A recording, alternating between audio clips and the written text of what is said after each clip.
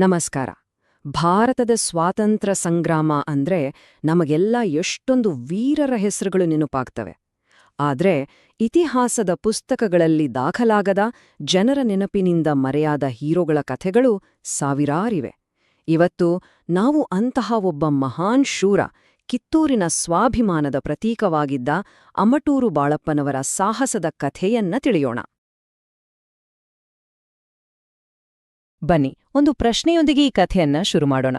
ಒಂದೇ ಒಂದು ಗುಂಡು, ಜಸ್ಟ್ ಒಂದು ಬುಲೆಟ್, ಒಂದು ಯುದ್ಧದ ದಿಕ್ಕನ್ನ, ಒಂದು ರಾಜ್ಯದ ಭವಿಷ್ಯವನ್ನ, ಅಷ್ಟೇ ಯಾಕೆ ಇಡೀ ಇತಿಹಾಸದ ಒಂದು ಭಾಗವನ್ನೇ ಬದಲಿಸೋಕ್ ಸಾಧ್ಯನಾ?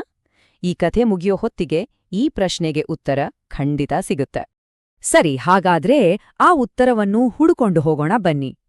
ಬ್ರಿಟಿಷರ ವಿರುದ್ಧದ ಹೋರಾಟದಲ್ಲಿ ಕಿತ್ತೂರಿನ ಪಾತ್ರ ಎಷ್ಟು ದೊಡ್ಡದು ಅಂತ ನಮಗೆಲ್ಲ ಗೊತ್ತು. ಆದ್ರೆ ಆ ಹೋರಾಟದ ಹಿಂದೆ ಒಬ್ಬ ಮರೆತು ಹೋದ ಯೋಧನ ಕಥೆಯಿದೆ. ಅದು 19ನೇ ಶತಮಾನದ ಆರಂಭದ ಕಾಲ. ರಾಣಿ ಚೆನ್ನಮ್ಮನ ನೇತೃತ್ವದಲ್ಲಿ ಇಡೀ ಕಿತ್ತೂರು ಸಂಸ್ಥಾನ ಬ್ರಿಟಿಷರ ವಿಸ್ತರಣಾ ನೀತಿಗೆ ಸೆಡ್ಡು ಹೊಡೆದು ನಿಂತಿತ್ತು. ಅದು ಸ್ವಾಭಿಮಾನದ ಕಿಚ್ಚು ಎಲ್ಲೆಡೆ ಹಬ್ಬಿದ್ದ ಸಮಯ. ರಾಣಿ ಚೆನ್ನಮ್ಮನ ಸೈನ್ಯ ಅಂದ್ರೆ ಸಾಮಾನ್ಯದ್ದಾಗಿರ್ಲಿಲ್ಲ. ಅದರಲ್ಲಿ ಅದೆಷ್ಟೋ ವೀರರಿದ್ರು.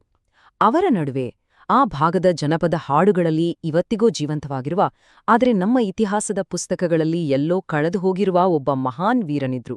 ಅವರೇ ಅಮಟೂರು ಬಾಳಪ್ಪ. ಹಾಗಾದ್ರೆ ಯಾರು ಈ ಬಾಳಪ್ಪ? ಒಂದು ಸಾಮಾನ್ಯ ಹಳ್ಳಿಯ ಹುಡುಗ ಕಿತ್ತೂರಿನ ದಂತಕಥೆಯಾದ ಯೋಧನಾಗಿ ಬೆಳೆದಿದ್ದು ಹೇಗೆ? ಅವರ ಈ ಪಯಣ ಇದೆಯಲ್ಲ, ಅದು ನಿಜಕ್ಕೂ ರೋಚಕ. ಬಾಳಪ್ಪನವರು ಬಂದಿದ್ದು ಬೆಳಗಾವಿ ಜಿಲ್ಲೆಯ ಕಿತ್ತೂರು ತಾಲೂಕಿನ ಅಮಟೂರು ಅನ್ನೋ ಒಂದು ಚಿಕ್ಕ ಹಳ್ಳಿಯಿಂದ. ಅವರ ಆರಂಭ ತುಂಬಾನೇ ಸಾಮಾನ್ಯವಾದದ್ದು. ಆದರೆ ಬಾಲ್ಯದಿಂದಲೇ ಅವರಲ್ಲಿ ಅಸಾಧಾರಣವಾದ ಪ್ರತಿಭೆಯಿತ್ತು. ಗರಡಿಮನೆ, ಕಸರತ್ತು, ಕುಸ್ತಿ, ಕತ್ತಿವರಸೆ, ಬಂದೂಕು ಹಿಡಿಯೋದು, ಹೀಗೆ ಎಲ್ಲಾ ರೀತಿಯ ಶಸ್ತ್ರವಿದ್ಯೆಗಳಲ್ಲೂ ಅವರು ಪಳಗಿದ್ರು. ಅವರ ಇದೇ ಶೌರ್ಯ ಮತ್ತು ಪರಾಕ್ರಮ ನೋಡಿ ಅವರಿಗೆ ಕಿತ್ತೂರು ಸೈನ್ಯದ ದಳವಾಯಿ ಅನ್ನೋ ಉನ್ನತ ಹುದ್ದೆ ಸಿಕ್ಕಿತು.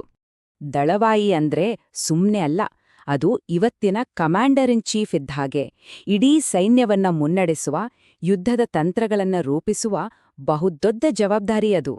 ಅಂತಹ ಮಹತ್ವದ ಸ್ಥಾನದಲ್ಲಿ ಬಾಳಪ್ಪನವರು ಇದ್ರು. ಈಗ ಬರೋಣ ಕಥೆಯ ಅತ್ಯಂತ ನಿರ್ಣಾಯಕ ಘಟ್ಟಕ್ಕೆ.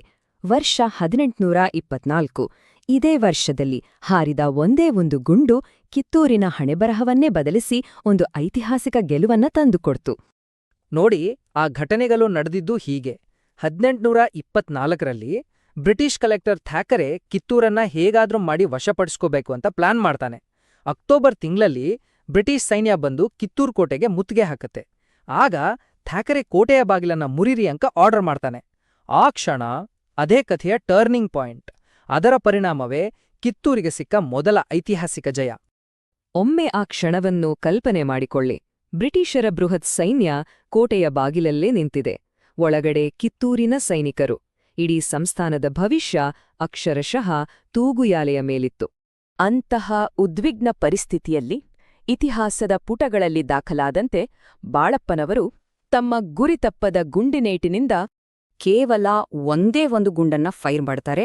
ಆ ಗುಂಡು ನೇರವಾಗಿ ಹೋಗಿ ಸೈನ್ಯವನ್ನ ಮುನ್ನಡೆಸುತ್ತಿದ್ದ ಬ್ರಿಟಿಷ್ ಅಧಿಕಾರಿ ಕಲೆಕ್ಟರ್ ಸೇಂಟ್ ಜಾನ್ ಥ್ಯಾಕ್ರೆಗೆ ಎದೆಗೆ ತಾಗುತ್ತೆ. ಥ್ಯಾಕ್ರೆ ಅಲ್ಲೇ ಕುಸಿದು ಬೀಳುತ್ತಾನೆ. ಯೋಚನೆ ಮಾಡಿ, ತಮ್ಮ ಕಮಾಂಡರೇ ಕಣ್ಣು ಮುಂದೆ ಸತ್ತು ಬಿದ್ದಿದ್ದನ್ನ ನೋಡಿದ ಬ್ರಿಟಿಷ್ ಸೈನಿಕರಿಗೆ ಏನ್ ಮಾಡ್ಬೇಕು ಅಂತಾನೆ ತೋಚಿಲ್ಲ. ಅವರಲ್ಲಿ ಸಂಪೂರ್ಣ ಗೊಂದಲ, ಭಯ. ಆ ಒಂದೇ ಒಂದು ಗುಂಡು ಅವರ ಧೈರ್ಯವನ್ನೇ ಉಡುಗಿಸ್ಬಿಟ್ಟು ತಕ್ಷಣವೇ ಸೈನ್ಯ ದಿಕ್ಕಾಪಾಲಾಗಿ ಓಡಿಹೋಯಿತು. ಇದು ಕಿತ್ತೂರಿಗೆ ಸಿಕ್ಕ ಒಂದು ನಿರ್ಣಾಯಕ, ಮರೆಯಲಾಗದ ಗೆಲುವು. ಯುದ್ಧ ಮುಗೀತು, ಕಿತ್ತೂರು ಗೆದ್ದಾಯಿತು. ಆದರೆ ಬಾಳಪ್ಪನವರ ಕಥೆ ಅಲ್ಲಿಗೆ ಮುಗಿಲಿಲ್ಲ. ಅವರ ಶೌರ್ಯದ ಕಥೆ ಇವತ್ತಿಗೂ ಆ ಭಾಗದ ಜನಪದ ಗೀತೆಗಳಲ್ಲಿ, ಜನರ ಮನಸ್ಸಿನಲ್ಲಿ ಜೀವಂತವಾಗಿದೆ. ಇಲ್ಲಿ ಒಂದು ಇಂಟ್ರೆಸ್ಟಿಂಗ್ ವಿಷಯ ಇದೆ. ಬಾಳಪ್ಪನವರು ಕೇವಲ ಒಬ್ಬ ಸೈನಿಕರಾಗಿರ್ಲಿಲ್ಲ. ಅವರದ್ದು ಎರಡು ರೀತಿಯ ನಿಷ್ಠೆ. ಒಂದೆಡೆ ಅವರು ತನ್ನ ನಾಡಿನ ಸ್ವಾತಂತ್ರ್ಯಕ್ಕಾಗಿ ಹೋರಾಡಿದ ಅಪ್ರತಿಮ ಯೋಧ. ಇನ್ನೊಂದೆಡೆ ಅವರು ರಾಣಿ ಚೆನ್ನಮ್ಮನಿಗೆ ನೆರಳಿನಂತೆ ಕಾವಲಾಗಿದ್ದ ಅತ್ಯಂತ ನಂಬಿಕಸ್ಥ ಅಂಗರಕ್ಷಕ. ಅವರ ನಿಷ್ಠೆ ಎಂಥದ್ದಂದ್ರೆ, ಬ್ರಿಟಿಷರು ಎಷ್ಟೇ ಆಸೆ, ಆಮಿಷಗಳನ್ನು ತೋರಿಸಿದ್ರು ಅವರದಕ್ಕೆ ಬಗ್ಗಲಿಲ್ಲ.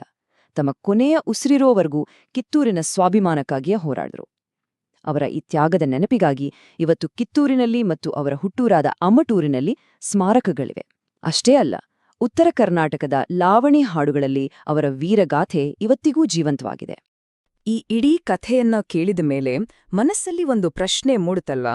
ಅಮ್ಮಟೂರು ಬಾಳಪ್ಪನವರಂತಹ ಅದೆಷ್ಟು ಅಪ್ರತಿಮ ವೀರರ ಕಥೆಗಳು, ಅವರ ತ್ಯಾಗ, ಬಲಿದಾನಗಳು ನಮ್ಮ ಇತಿಹಾಸದ ಪುಟಗಳ ನಡುವೆ ಎಲ್ಲೋ ಕಳೆದು ಹೋಗಿರಬಹುದು. ಯೋಚಿಸಬೇಕಾದ ವಿಷಯ.